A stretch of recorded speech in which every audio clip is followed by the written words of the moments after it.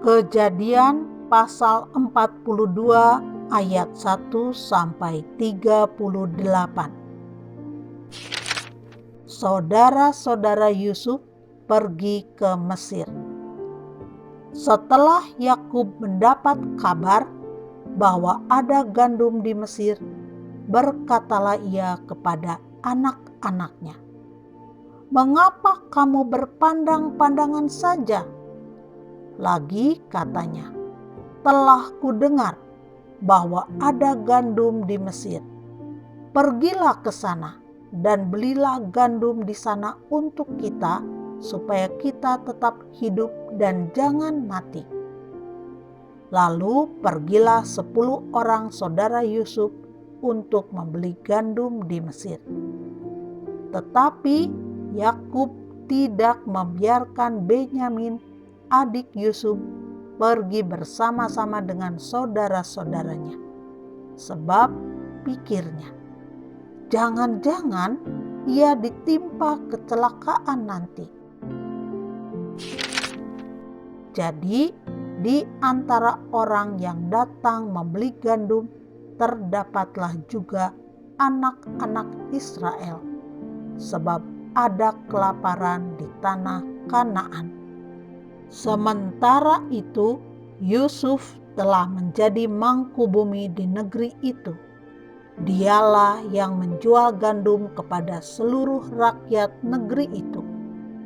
Jadi ketika saudara-saudara Yusuf datang, kepadanyalah mereka menghadap dan sujud dengan mukanya sampai ke tanah. Ketika Yusuf melihat saudara-saudaranya, segeralah mereka dikenalnya. Tetapi ia berlaku seolah-olah ia seorang asing kepada mereka. Ia menegur mereka dengan membentak, katanya, "Dari mana kamu?" Jawab mereka, "Dari tanah Kanaan untuk membeli bahan makanan."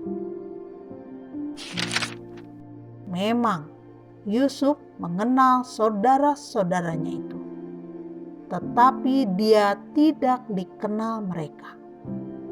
Lalu teringatlah Yusuf akan mimpi-mimpinya tentang mereka. Berkatalah ia kepada mereka, "Kamu ini pengintai.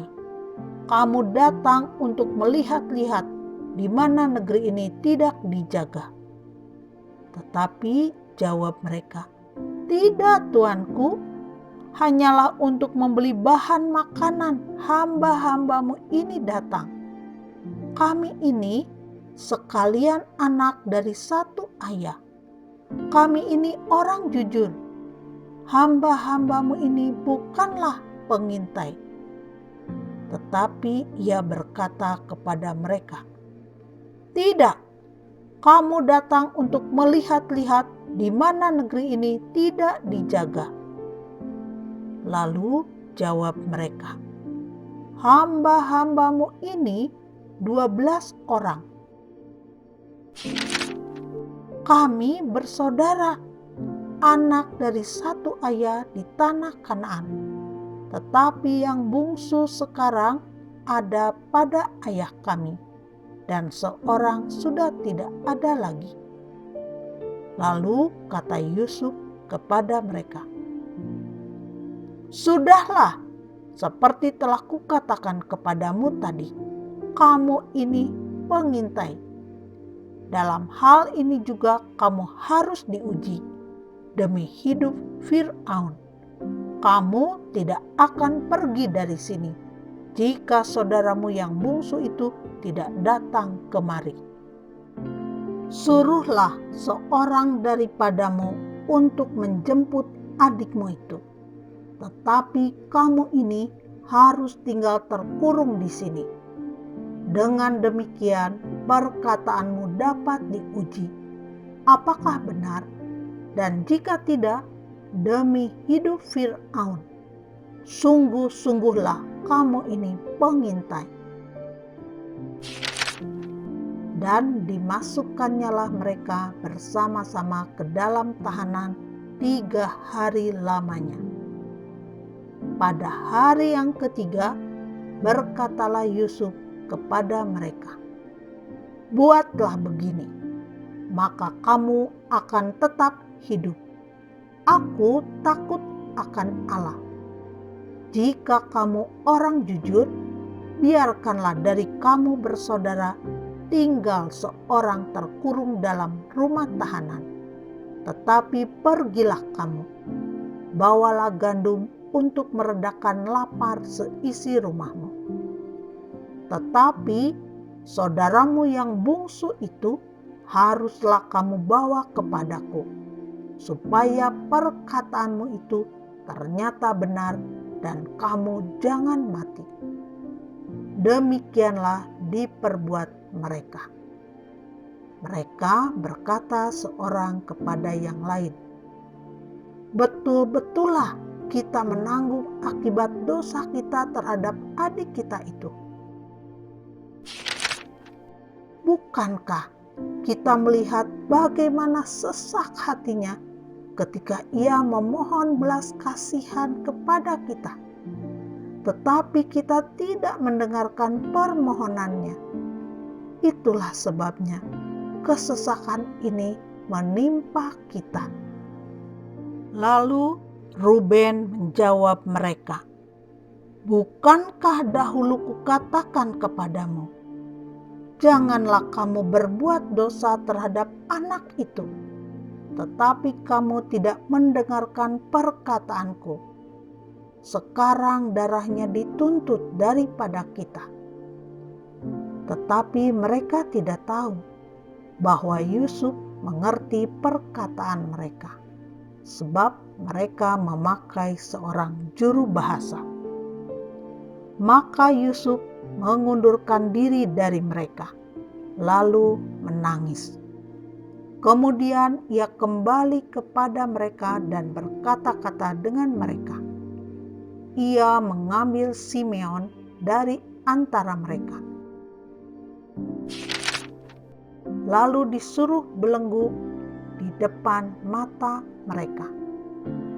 Sesudah itu Yusuf memerintahkan bahwa tempat gandum mereka akan diisi dengan gandum dan bahwa uang mereka masing-masing akan dikembalikan ke dalam karungnya, serta bekal mereka di jalan akan diberikan kepada mereka.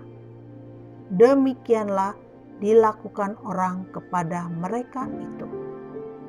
Sesudah itu mereka pun memuat gandum itu ke atas keledai mereka, lalu berangkat dari situ. Ketika seorang membuka karungnya untuk memberi makan keledainya di tempat bermalam, dilihatnyalah uangnya ada di dalam mulut karungnya. Katanya kepada saudara-saudaranya, "Uangku dikembalikan, lihat, ada dalam karungku." Lalu hati mereka menjadi tawar dan mereka berpandang-pandangan dengan gemetar serta berkata, "Apakah juga yang diperbuat Allah terhadap kita?" Ketika mereka sampai kepada Yakub, ayah mereka, di tanah Kanaan, mereka menceritakan segala sesuatu yang dialaminya. Katanya, "Orang itu, yakni yang menjadi tuan atas negeri itu, telah menegur kami dengan membentak dan memperlakukan kami sebagai pengintai negeri itu. Tetapi kata kami kepadanya, 'Kami orang jujur, kami bukan pengintai. Kami 12 orang bersaudara, anak-anak ayah kami. Seorang sudah tidak ada lagi, dan yang bungsu ada sekarang pada ayah kami di tanah Kanaan.' Lalu kata orang itu, yakni yang menjadi tuan atas negeri itu, kepada kami, 'Dari hal ini aku akan tahu apakah kamu orang jujur. Dari kamu bersaudara haruslah kamu tinggalkan seorang padaku. Kemudian bawalah gandum untuk meredakan lapar seisi rumahmu dan pergilah. Lalu bawalah kepadaku saudaramu yang bungsu itu, maka aku akan tahu bahwa kamu bukan pengintai, tetapi orang jujur.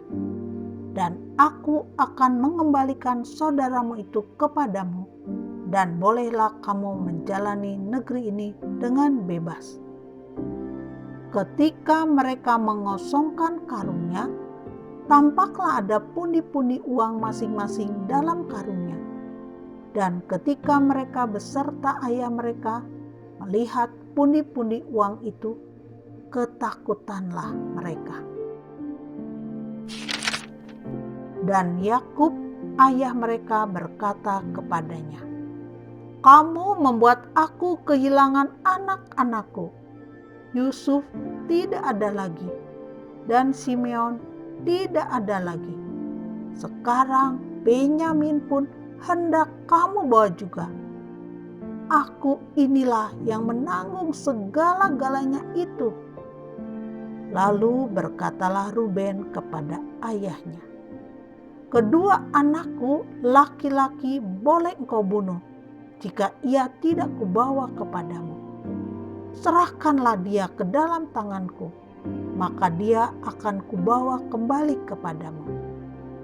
Tetapi jawabnya, "Anakku itu tidak akan pergi ke sana bersama-sama dengan kamu, sebab kakaknya telah mati dan hanya dialah yang tinggal. Jika dia ditimpa kecelakaan di jalan yang akan kamu tempuh, maka tentulah kamu akan menyebabkan aku yang ubanan ini turun ke dunia orang mati karena duka cita.